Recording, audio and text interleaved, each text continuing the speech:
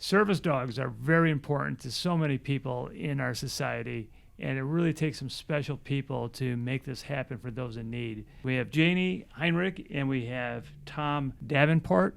Hang on and watch this if you're interested in how dogs help people in really critical need services.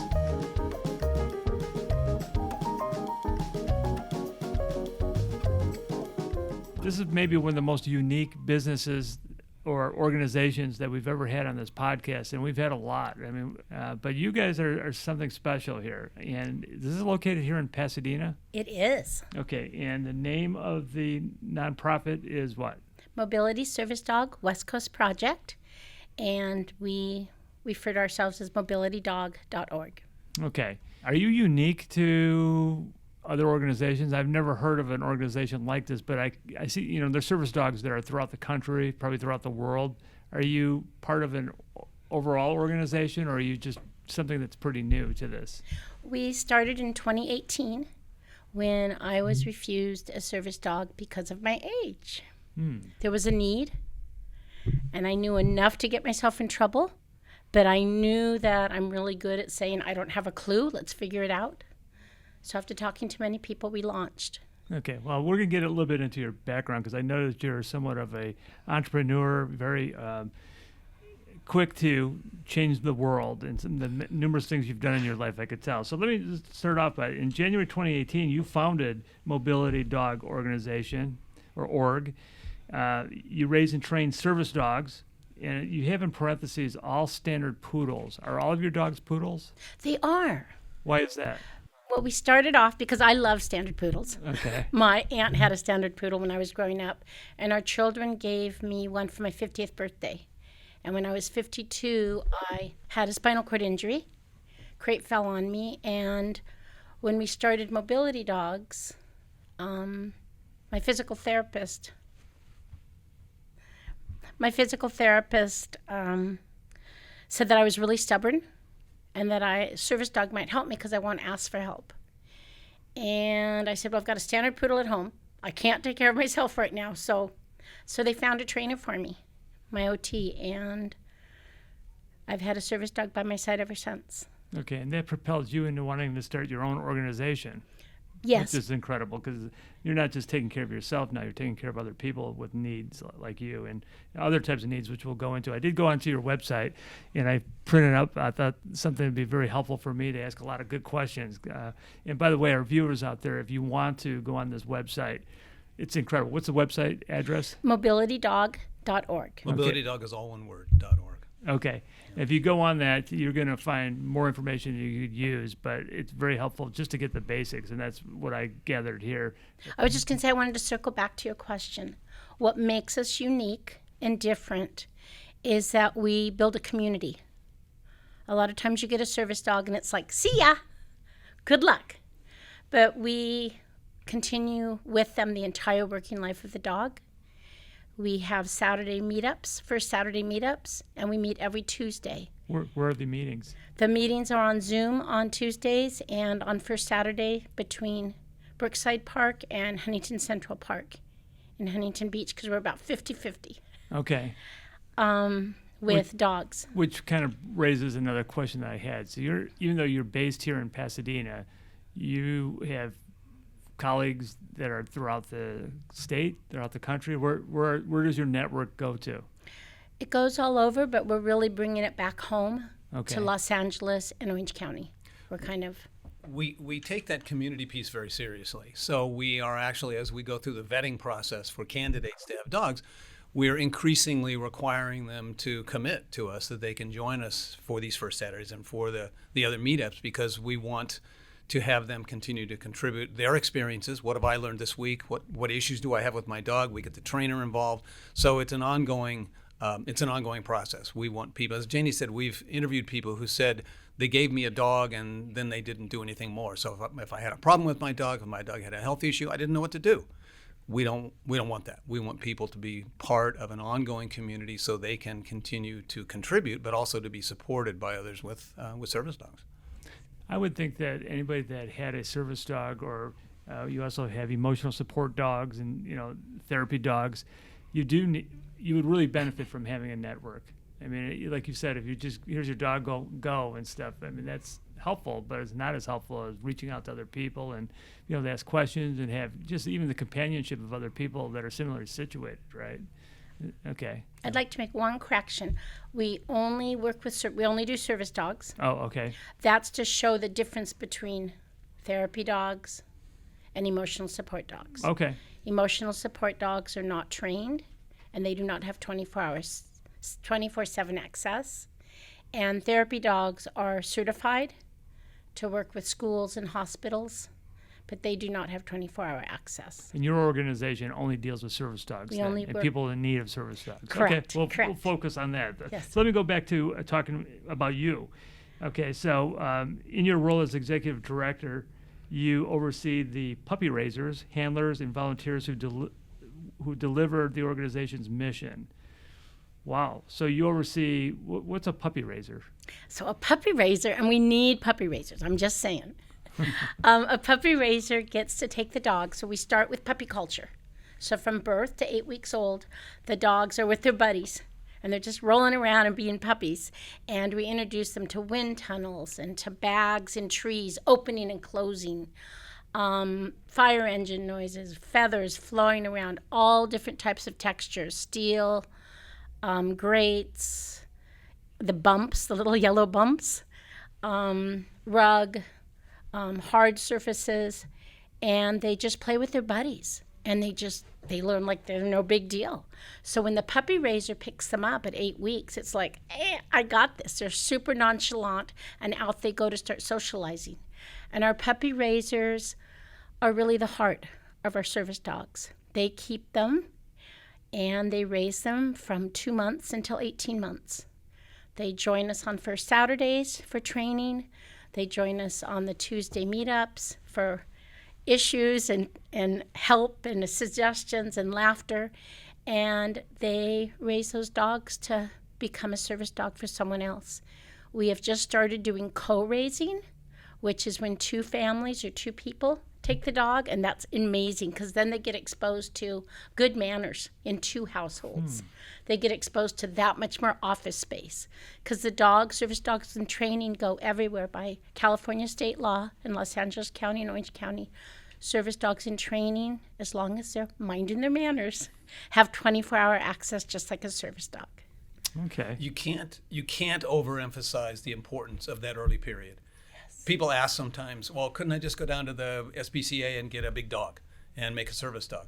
Maybe. There may be situations where you can, but the socialization, the training, a service dog has to be supernaturally calm and composed under all circumstances. They can't react to buses. They can't react to trains. They can't react to skateboards. All of the stuff that irritates so many dogs, they are incredibly calm when those stimuli occur. And you don't get that unless you start from the beginning and mindfully raise the dog.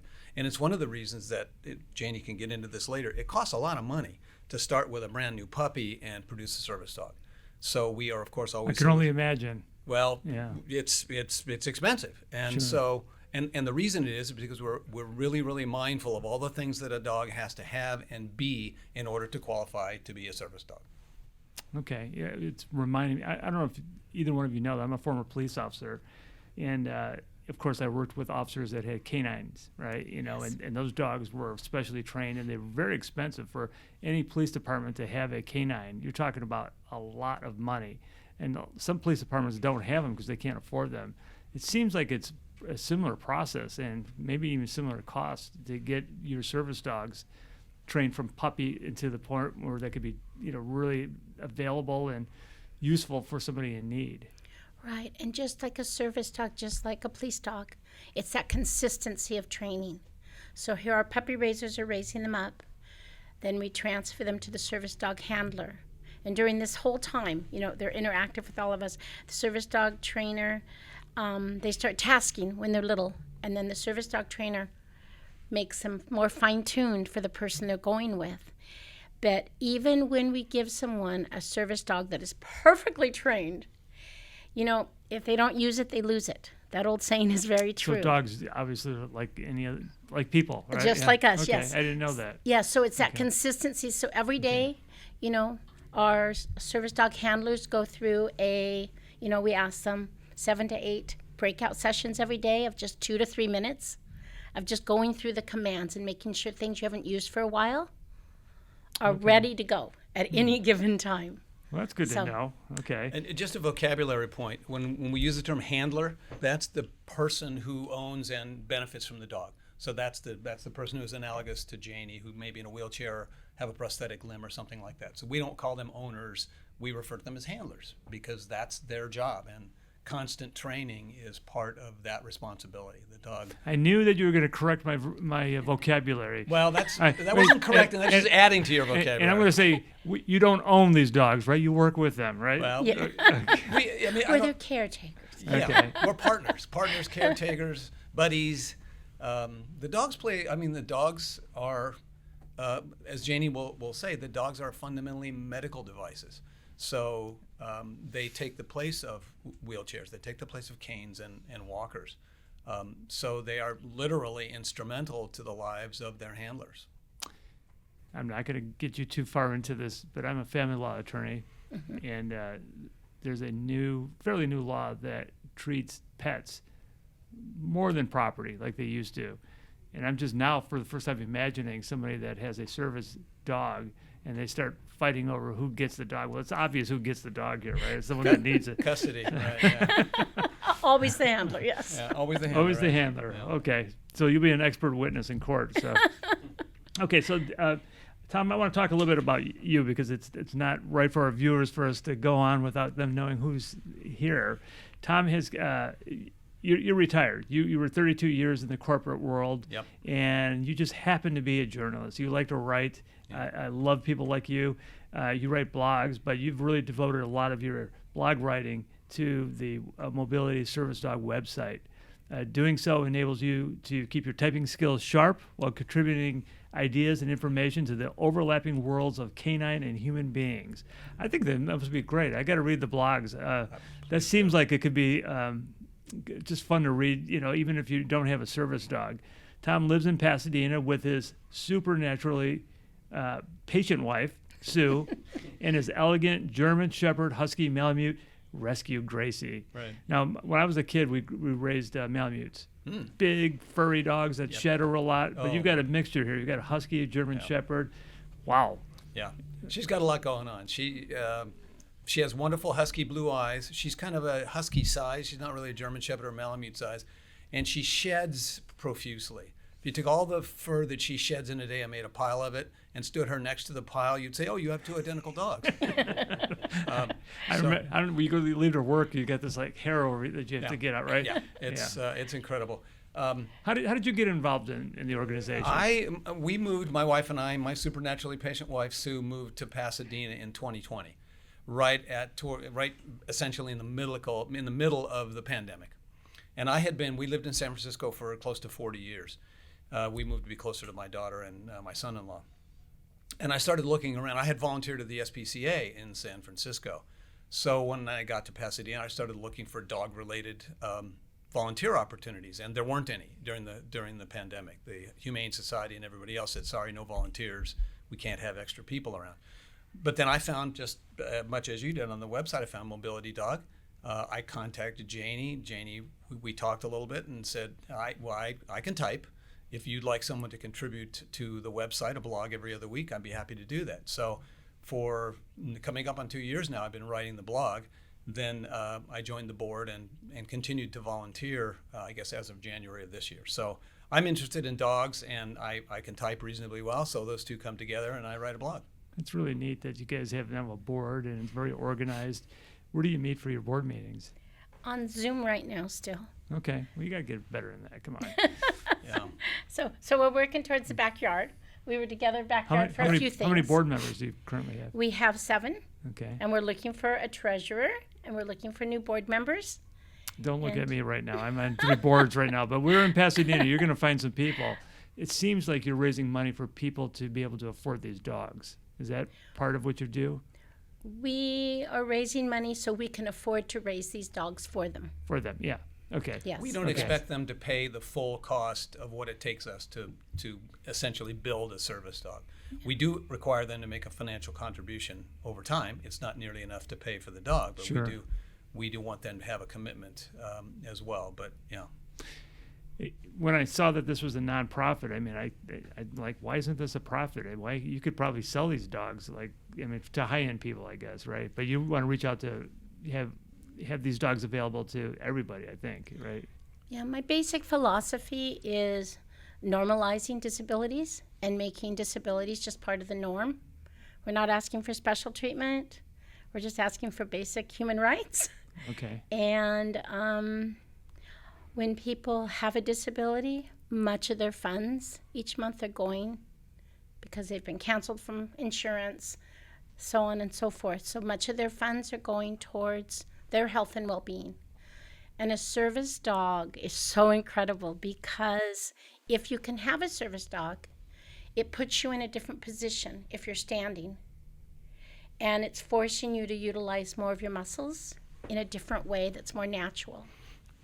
So your new medical device is so important, and people can't afford $30,000, $50,000. So we raise money and raise the dogs, and then they come and join our community. That's wonderful. I think nonprofit status really is more consistent with our mission than trying to make a profit would be. It's also true that right now, people who donate, 100% of the donation goes to our mission, to the raising and providing of dogs. We have no paid staff at all. We're 100% volunteer. Yeah. So I noticed that you started this right before COVID. So did In 2018. Did COVID impair your ability to get this thing off the ground? No, there was no reason for it to let it. Okay. We had already been using Zoom since 2018 for our puppy meetups, because coming to a central location at that time was more difficult for a lot of our handlers. And so we stayed on Zoom. And then in October, even though the pandemic is still going on, October of last year, we started meeting for Saturdays in the park. And that's just been incredible to all meet in person. And so no, we were already doing it. So I think it just maybe people understood it better. Like, oh, everyone's doing it now. Okay, Yeah. this is cool. So you were ahead of the game. We were, yeah. So can you talk to us some success stories, some of the dogs that you've raised, and some of the stories that people might want to hear? I can think of Sir Baldwin, Okay. one of our very first dogs. Alex is, and I have permission to share, Alex's friend, lab mate at school at UC San Diego, called, and he had been in a horrific accident with a C4 spinal cord injury. And he was he wasn't doing well. And he loved dogs, and she just felt that if she could get a dog into his life, it would help. And so our service dog trainer, Anna, and Baldwin worked together and transferred to Alex. And I remember so clearly that first time we dropped off Sir Baldwin, and Alex called me and said, Janie, this isn't going to work. I'm not going to go out with him. I don't like going out. People stare at me. They never look me in the eye. They always go around me like they're going to catch something from me. And I'm not going to do this. And I said, Alex, will you just do it for 3 days? So he did. He went out, and I got this call from him in tears. And he said, oh my goodness, I go outside. Nobody cares anything about me. They're looking at Baldwin, and they could care less about me. So that started him on a fabulous journey where he's able to get up now and transfer onto a pole at the park and stand on his own. Aww. Sir Baldwin goes with him to all of his physical therapy appointments, and he's riding hand-pedaled bicycles now. He's going out boating again. He's living his life. Baldwin, together, he's an extension of Alex, and together there's nothing that those two can't roll out the front door and do. And it's just, he's had Baldwin now for 4 years. What a beautiful story. Wow. So it's pretty special. Yeah, and you feel good for making that happen, right? It's all of us together. All of you And of together. course, Yeah. it tickles me. And Yeah. So going back to your website, by the way, you have a clip, and I peeked at it before the two of you came in because I thought it was so cute. Do you think we could play it a little bit, David? I grew up disabled, Winston is trained to catch me if I fall. Having wanted has helped me tremendous with my functional independence. They say he has subconscious PTSD. He had to work with a therapist just to feel confident enough to go through doorways. He's supportive, he's sturdy. He wasn't able to do simple things, but then with Jake, they can do those things. Okay, so that really inspired me to talk to you. Okay, that was the most adorable thing that I think I've ever seen what dogs do. You said that you like poodles and they're exclusively poodles. Are service dogs, internationally a variety of dogs, or there's a specific type of dog that's better for service dogs? It varies a lot. I mean, the reason we use standard poodles is several. One is they're big, and so people who need to lean, have their mobility literally enhanced, a large, strong dog can help them do them. Pull the wheelchair, pull them out of the wheelchair, help them get up, help them replace the cane or the walker. So they're big. That's one thing. They're smart, which sometimes works in their advantage and sometimes the disadvantage. But they're smart, sometimes too smart. They learn quickly. They're curious. So they're highly trainable. They don't shed much. So you do have to groom them, but they don't make a mess. We talked earlier about what can happen when your dog sheds the way a Malamute does. Yeah. Right. These dogs don't do that. There's some medical dispute over whether a dog can really be hypoallergenic, but they certainly will produce fewer allergens than most other dogs. So that adds up to a cleaner, more kind of user-friendly pet. When you, and Janie can speak to this as well, when you come to a restaurant, and often you'll encounter a situation where the restaurant is a little dubious about letting your dog in. Poodles, because of the way they look and kind of the way they are, a little less threatening than a Malamute or a German Shepherd can be. And so it's just a great combination of features that have kind of made us lean toward the standard poodle as our dog of choice. Yeah. What I really like about today, talking to the two of you, is you're giving us some insight as to what it's like being a handler, and having a dog and going to restaurants. And you always wonder what the attitudes are. For me, when I go to a restaurant and I see a well-behaved dog, of course I want to just say, and my wife will want to run over there and pet the dog, of course. But, I imagine you run into some businesses and stuff that they're kind of, anti, right? We have many, many stories, and I think Janie can tell you what our you'll appreciate this as an attorney. Our philosophy is, I should let her describe it, but I'll just encapsulate it as an outsider looking in. It is, rather than confrontation, it is education.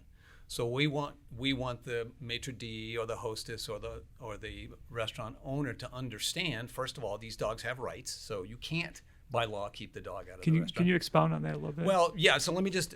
You can't keep the dog out, and we will help them understand. And Janie has met with many people in her very Janie-like way, and you've already inferred that she's a force of nature, coming from a place of kindness, backed up by nuclear weapons.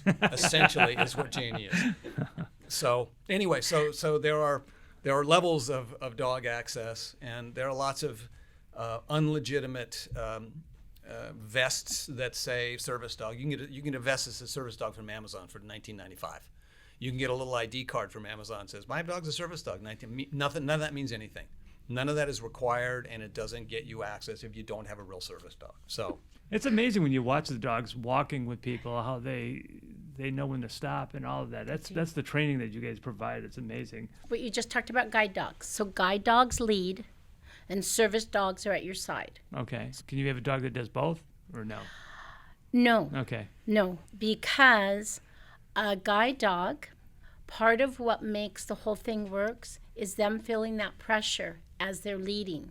So they're leading, and it's that pressure that they feel that they're pulling through. They're not pulling the person, but and that's what engages them to do and to be doing everything they're supposed to be doing, because they are completely in charge of this human safety. And that's huge. Whereas a service dog is working at our side, and we're working as a team. We'll go down the street, Beckett and I will go, and he counterbalances me, and I'll go to the right, and Beckett will stop. Beckett's right underneath the table, right? He is. Okay. We won't disturb him. Well, and he's a perfectly behaved dog. He will be there and utterly unobtrusive in your office, in your restaurant, wherever. He's just very quietly being a medical device that's not being used at that moment. Oh, wonderful. And so he'll stop. And I'm telling you, he rolls his eyes at me and it's like, really? Didn't we just go down that way yesterday and have to come back because there was a roadblock Yeah. and there was a step you couldn't get over? And then we'll go that way. But we're a team. We're working together. And I feel like there's nothing I can't accomplish when the two of us are together, regardless of what's in front of us. Which leads to the next one, that services they provide, picking up or retrieving objects on command. I was thinking how that is so helpful for so many people. I mean, that's a big one. That's a huge one. It's for whether you're in a wheelchair or flat. You know, when you're in a wheelchair, the thing that's so nice is that your posture is able to be different. When you're not, so you're not leaning over, almost falling out as you're picking up things. They retrieve, they Empty your dryer. They Do they do the really? wash. That's one of my favorites. Yeah, Yeah, they'll they- pick up all the dirty clothes and put them in the hamper and throw them in the machine. Oh my And then they'll gosh. take them out of the machine and put them in the dryer. They will You have get to your- put the quarters in yourself. Okay. But, and turn it on. and turn it on. But the dog, pull your socks off, pick up your phone when you drop it. So here Wake I'm you up thinking in the that morning. if you're, in a certain medical condition where you need a caretaker around the house, the cost of the dog is far less than having a human being there for these basic things that you need, right? It is, and more than that, It's a real companion, somebody that really cares about it's, you. it's that. So we have 3 dogs that are at college, grad school, and 2 undergrad. One just finished undergrad, and another one will be next year.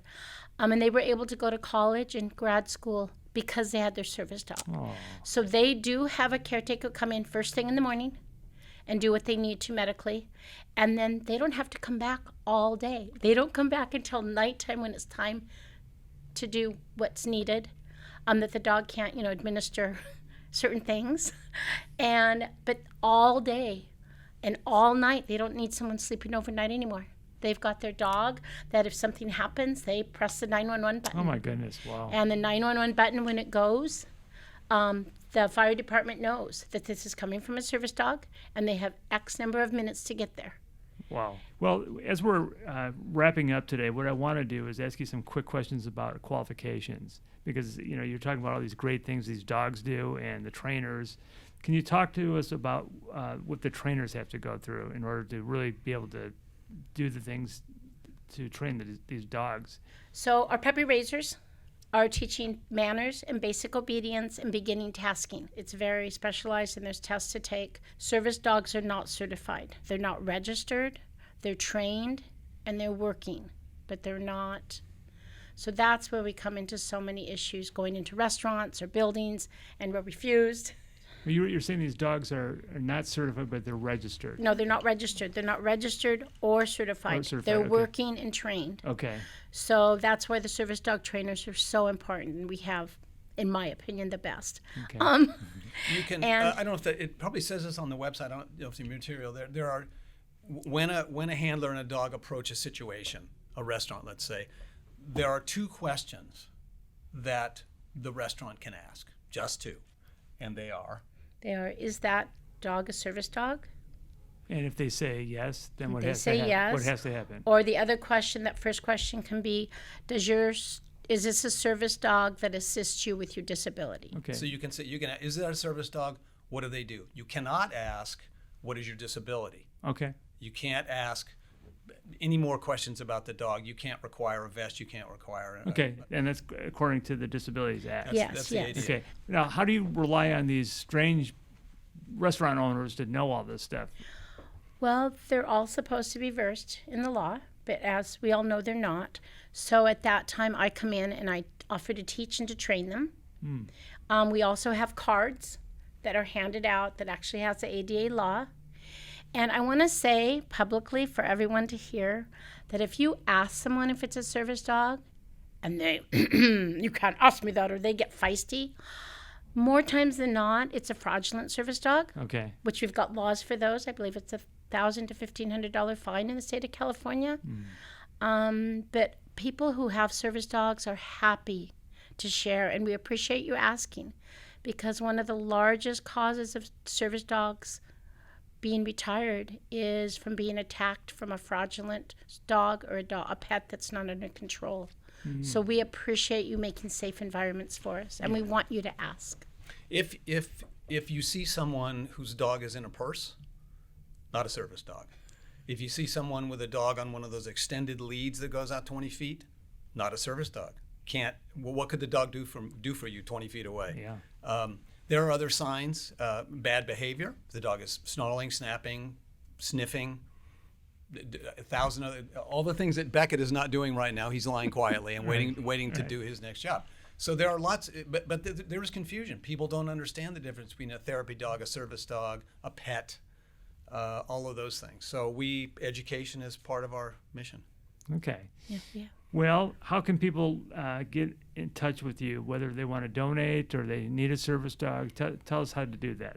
Paws That Empowers is our educational program that we take into the schools.